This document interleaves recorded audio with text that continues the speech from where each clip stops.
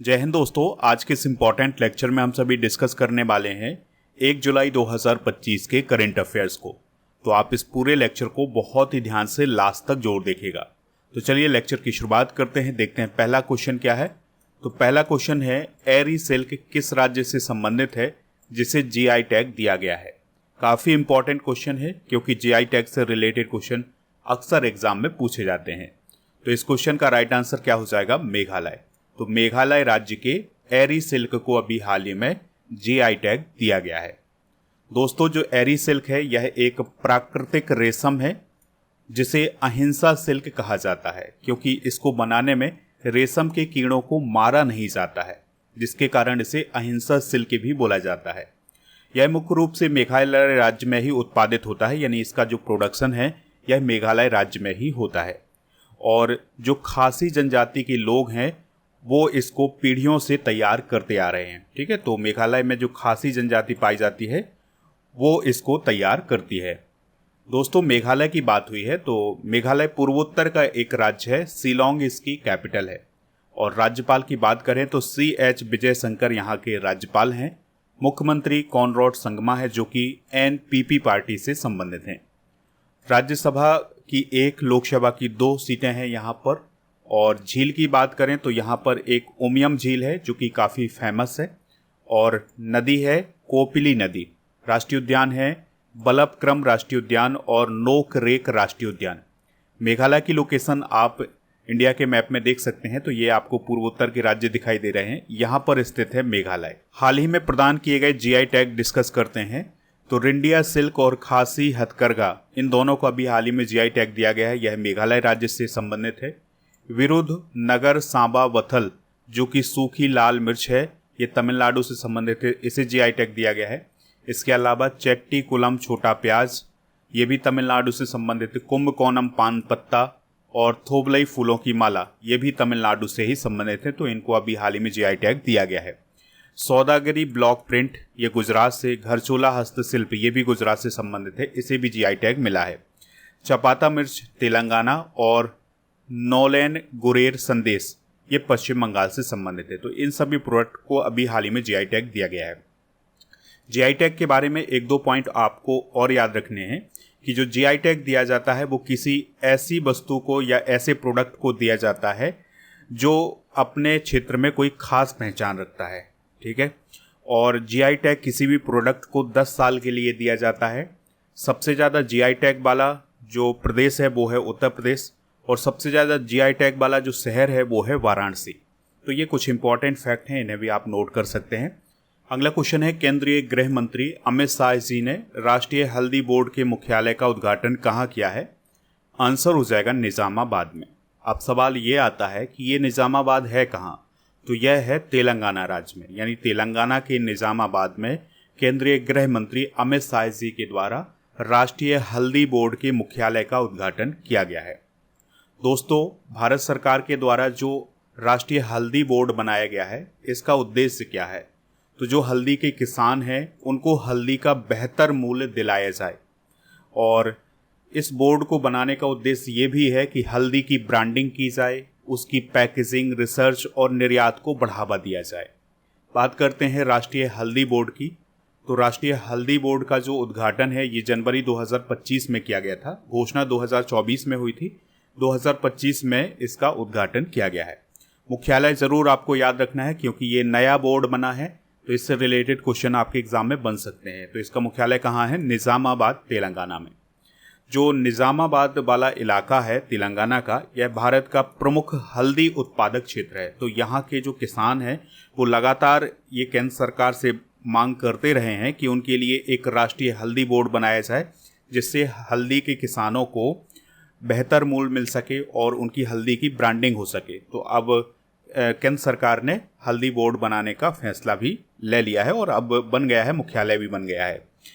दोस्तों, भारत दुनिया का सबसे बड़ा हल्दी उत्पादक, उपभोक्ता और निर्यातक है, यानी कि सबसे ज़्यादा हल्दी का प्रोडक्शन इंडिया में ही होता है। इस बात को आप याद रखिएगा। दोस्तों, आपको ये याद रखना है कि जो पूरी दुनिया में हल्दी का जो व्यापार होता है, उसका ट्रेड होता है, उसमें 62% हिस्सा किसका है, इंडिया का है।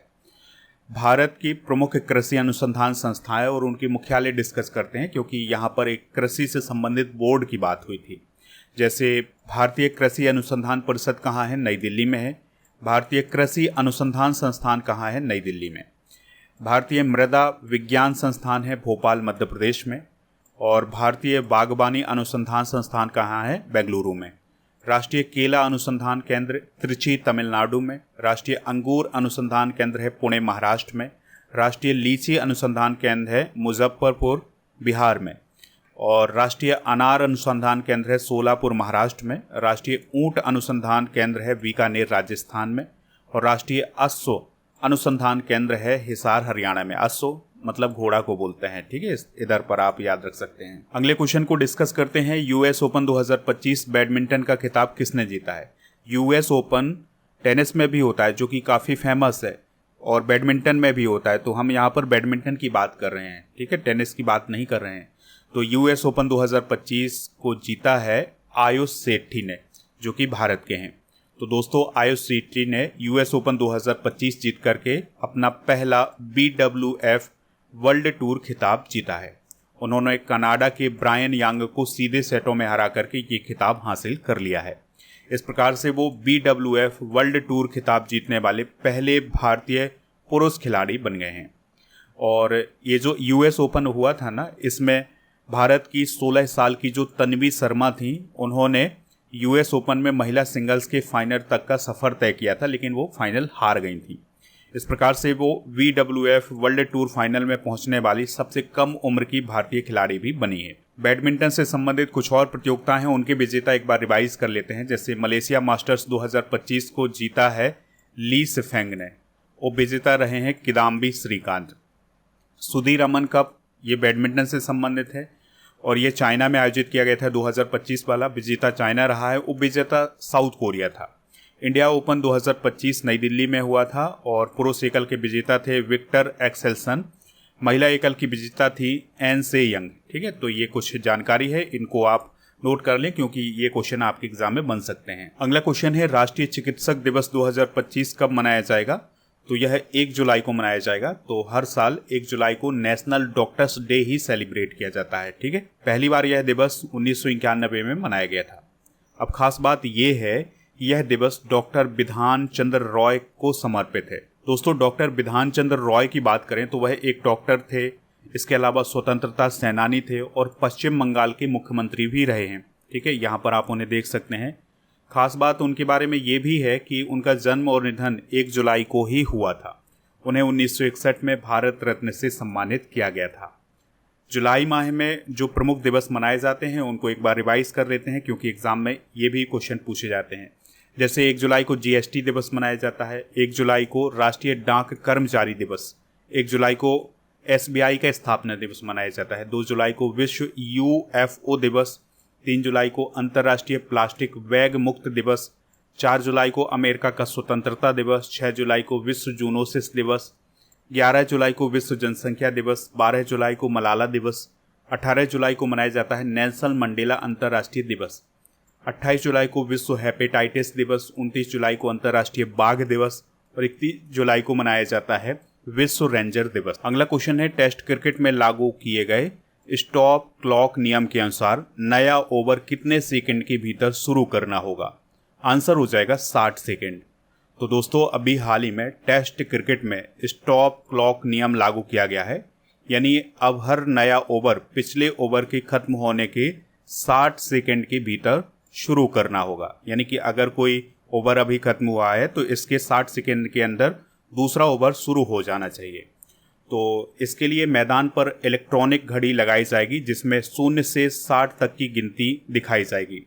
अगर समय सीमा का उल्लंघन होता है, यानी 60 सेकंड के अंदर नया ओवर शुरू नहीं होता है, तो पहले 2 बार चेतावनी दी जाएगी। अगर 2 बार ऐसी गलती होती है तो चेतावनी दी जाएगी। अगर तीसरी बार भी ऐसी गलती होगी तो जो टीम बल्लेबाजी कर रही है उसको 5 रन की पेनल्टी के रूप में दे दिए जाएंगे, यानी कि उसके 5 रन एक्स्ट्रा हो जाएंगे। स्पोर्ट्स की बात हुई है तो इससे रिलेटेड कुछ इंपॉर्टेंट करंट अफेयर्स डिस्कस करते हैं। उज चेस कप मास्टर्स 2025 को आर प्रज्ञानंदा ने जीता है। भारत के प्रसिद्ध हॉकी खिलाड़ी ललित उपाध्याय ने संन्यास ले लिया है। टेस्ट क्रिकेट की दोनों पारियों में शतक लगाने वाले पहले भारतीय विकेटकीपर बने हैं ऋषभ पंत। कार्लोस अल्कराज ने दूसरा क्वींस क्लब खिताब जीता है। विश्व टेस्ट चैंपियनशिप 2025 का खिताब साउथ अफ्रीका ने जीता है। भारत इंग्लैंड टेस्ट सीरीज का नाम बदलकर एंडरसन तेंदुलकर ट्रॉफी किया गया है। अगला क्वेश्चन है, केंद्रीय प्रत्यक्ष कर बोर्ड यानी CBDT चेयरमैन के रूप में रवि अग्रवाल का कार्यकाल कितना बढ़ाया गया है? आंसर हो जाएगा 1 साल। तो CBDT के वर्तमान में चेयरमैन कौन है? रवि अग्रवाल जी। तो उनके कार्यकाल को अब जून 2026 तक के लिए बढ़ा दिया गया है। यहाँ पर बात हुई है CBDT की, तो इसे केंद्रीय प्रत्यक्ष कर बोर्ड बोला जाता है या central board of direct taxes बोला जाता है। तो यह भारत सरकार के वित्त मंत्रालय की राजस्व विभाग के अंतर्गत काम करता है और इसका मुख्य काम होता है जो प्रत्यक्ष कर होते हैं यानी जो डायरेक्ट टैक्सेस होते हैं, जैसे आयकर होता है, कॉर्पोरेट टैक्स होता है, उससे संबंधित नीतियां बनाना और उनका क्रियान्वयन करना।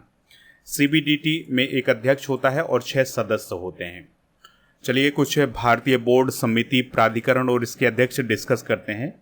तो रेलवे बोर्ड के अध्यक्ष CEO हैं सतीश कुमार। भारतीय प्रतिभूति एवं विनिमय बोर्ड यानी सेबी के अध्यक्ष हैं तुहिन कांता पांडे। केंद्रीय फिल्म प्रमाणन बोर्ड के CEO हैं रविंद्र भाकर और भारतीय उड्डयन सुरक्षा ब्यूरो के अध्यक्ष हैं जुल्फिकार हसन। राष्ट्रीय डेयरी विकास बोर्ड के चेयरमैन हैं मीनेश शाह। पेट्रोलियम एवं प्राकृतिक गैस नियामक बोर्ड के अध्यक्ष हैं अनिल कुमार जैन और भारतीय विशिष्ट पहचान प्राधिकरण यानी UIDAI के CEO कौन है? भुवनेश कुमार। भारत के महापंजीयक एवं जनगणना आयुक्त कौन है? मृत्युंजय कुमार नारायण और लोक लेखा समिति के अध्यक्ष हैं KC वेणुगोपाल। अगला क्वेश्चन है, राधानाथ स्वामी को अमेरिका के किस शहर द्वारा सम्मानित किया गया है? तो दोस्तों उन्हें न्यूयॉर्क सिटी शहर में सम्मानित किया गया है।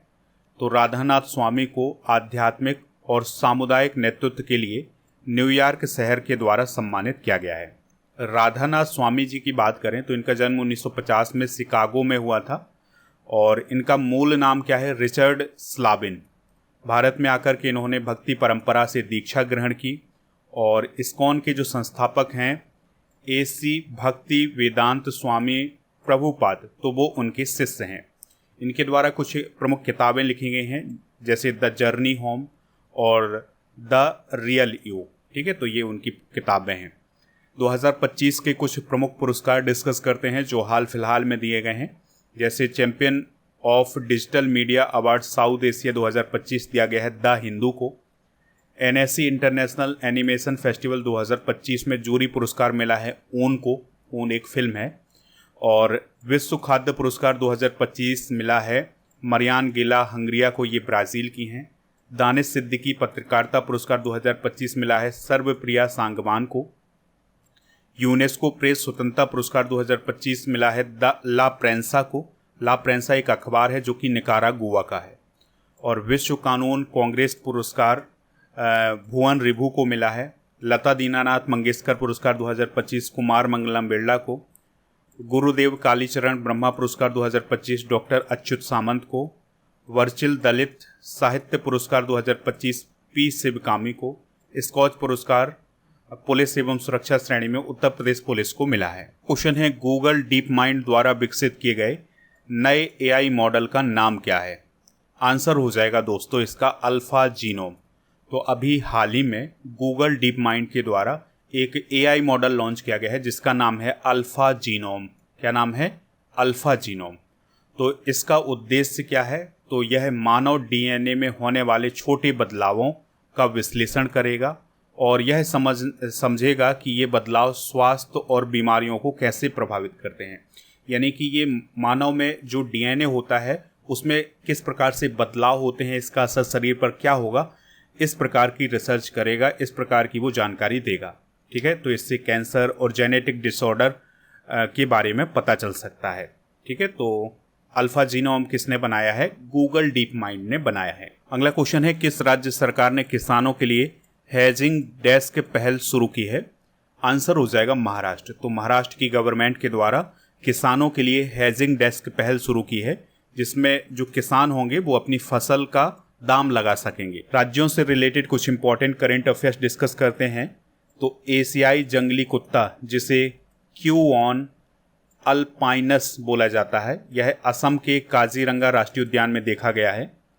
बिहार के पुनौरा धाम में जानकी मंदिर के निर्माण की देख रेख के लिए एक ट्रस्ट का गठन किया गया है।